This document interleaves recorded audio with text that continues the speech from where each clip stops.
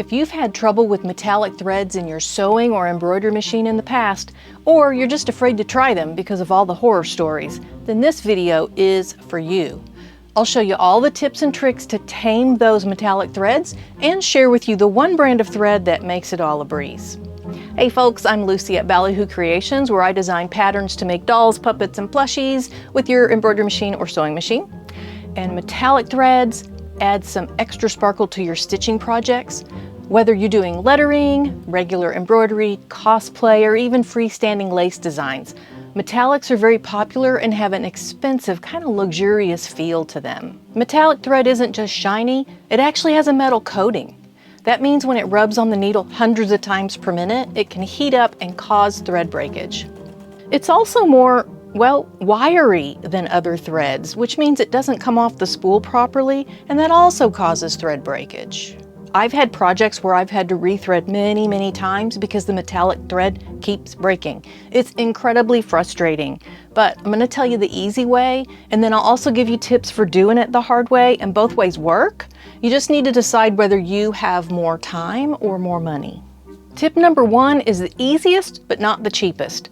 Just buy King Star metallic threads. They sent me a free cone of their new color called Champagne. It's a really light gold, and they've sent me other colors in the past. Look, I'm not gonna lie to you, these cones are not cheap. They run around $18 for this 1,000-meter cone. But I know a lot of you would rather spend money and avoid the frustration, so this is the brand for you. Of all the other tips I'm going to share later in this video, those don't apply to the King Star. If you know of other brands that are also really effortless for metallic thread, then leave a comment and share what you know. You can use the King Star metallic like any other embroidery thread and it works fine, even at high speeds, which I didn't believe, so I tested it. That's right, I'm a skeptic. Just admit that's why you love this channel. I don't trust what any brand tells me and I need to see it before I actually believe it. So I made a set of coasters out of felt with names on them for my new Dungeons and Dragons group. Yes, you heard that correctly. I'm a nerdy old lady. Let's not dwell on it too much. I used a regular 7511 embroidery needle and placed the cone on the machine like it was any other cone of thread. No big deal. Then I started stitching at 700 stitches per minute, no problems. I increased my machine speed to 800. It was still fine. Then up to 900, and I even pushed it up to 1,000 stitches per minute, and nothing bad happened. I really expected the thread to break at that high speed, but it stitched this entire name with no issues. And then I brought the speed back down to 800 because I prefer 700 to 800 stitches per minute on my multi-needle anyway. It runs quieter, and it doesn't vibrate like a space shuttle about to take off. Anyway, I made 6 coasters over 15,000 stitches at high speeds and didn't have a single thread break, not even one. That's impressive to me because I remember when metallic thread basically meant babysitting your machine and rethreading every few minutes. If you don't have King Star metallic thread or you don't want to spend the money and you want to use a different brand but it keeps breaking, then here are my old-fashioned tips to reduce the amount of breakage on those other metallic thread brands. Tip number one was use King Star thread. And if you don't have King Star, then use one or more of these other tips. Starting with tip 2, get a metallic needle. These are shaped differently to reduce the heat and friction from the metal in the thread. You don't need metallic needles with the King Star, but you'll probably need them with most other thread brands, especially the stuff from the fabric stores, like the Coats & Clark, the Hobby Lobby brands. Those other brands cost less, but they require more time to keep them running. So if you're having trouble with metallic thread, then those special metallic needles can make a difference. Tip number 3, use a thread stand. If your machine has the spool really close to the first thread guide, I always recommend a thread stand for any kind of machine embroidery with those kind of machines. The thread stand sits behind and to the right of your embroidery machine while it's stitching, and it holds your threads. The thread stand allows the thread to relax and unkink itself so fewer loops hit your tension disc. Any thread stand is fine, even if your machine has one built in and the cones sit at the back of the machine, that's great too. This thread stand from Amazon will actually help with my next 2 tips as well, and I'll put my Amazon affiliate link in the description box so you can find it easily. But I like this one if you have the room for it. If you don't, this smaller one runs like $10 on Amazon, but it doesn't have the features that I'm about to talk about. And you can even get the ones that just hold a single spool. This one holds 3, the other one holds like, I don't know, 10 or 20? 20. Doesn't really matter what kind you're using. Some machines already have a thread stand built in. Just get that thread further away from the thread guide. That's your goal. I don't think that makes sense, does it?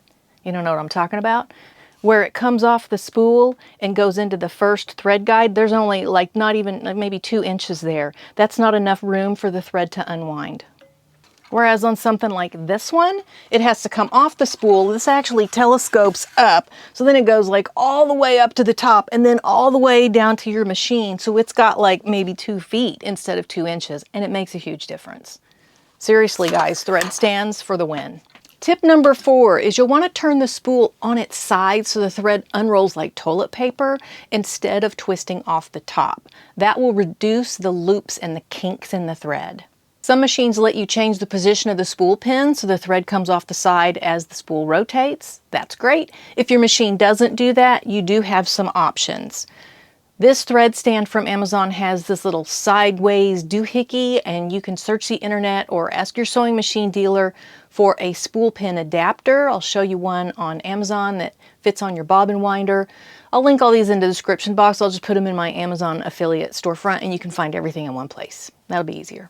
So you can go to that Amazon storefront, you can see what stuff looks like, and then you can either choose to use my link, which by the way does help me out, keeps this channel going, or you can go into your sewing machine dealer and this is what I'm looking for. Either way, I really don't care. Just get you stuff that works.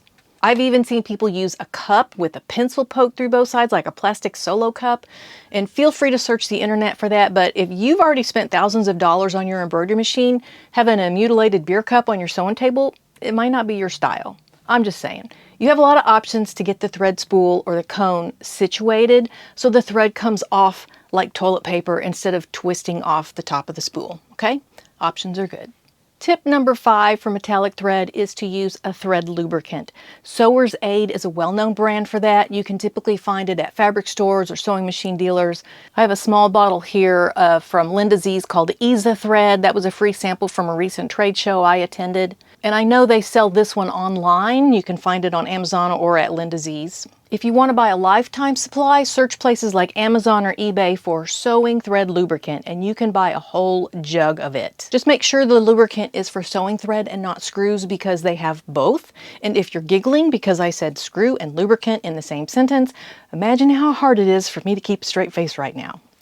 You can either condition your thread by just squirting a few lines of the thread lubricant along the side of your spool. This stuff is just made of silicone, it won't hurt you. You can also get thread stands like this one has this little doohickey, or some machine attachments will do this too. You just put a little drop of your thread lubricant on the little felt pad, and then the thread passes through it and it gets lubricated as it goes through while you're stitching. So you have options, and I promise I'm done talking about lube for now. And finally, tip number 6 is to slow your machine down to its slowest speed, because slower speeds let the thread unkink before it goes through the machine, and it also keeps that needle from heating up when the metal thread is rubbing on the metal needle, metal on metal.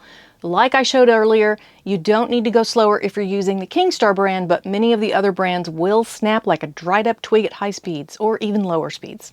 And most of the time when you're dealing with specialty threads like metallics, slower is better. For those last 5 tips, you might not need to try all of them. Start with what you have and then work your way through the list if you really need to use metallics. And if you're spending the money on the Kingstar, then you can ignore all those 5 tips that I just shared, because they don't need anything special at all. Now you see why I said you get to decide. Either spend the money and save time, or save money and spend more time. But actually, by the time you get all that extra stuff I talked about, it might be cheaper to just get the good threads from the start. I don't know. Let's just sum up everything I talked about for successful stitching with metallic thread.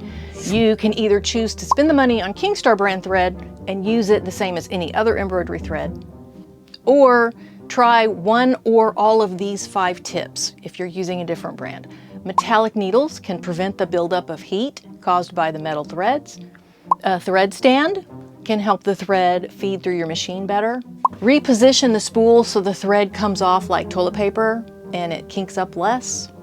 Try a thread lubricant that also smooths out the threads and it cools down the heated needle a little. You could slow down your machine so threads feed more evenly, and it also helps you catch problems before they get too bad. So that's it. Those are my tips for using metallic thread.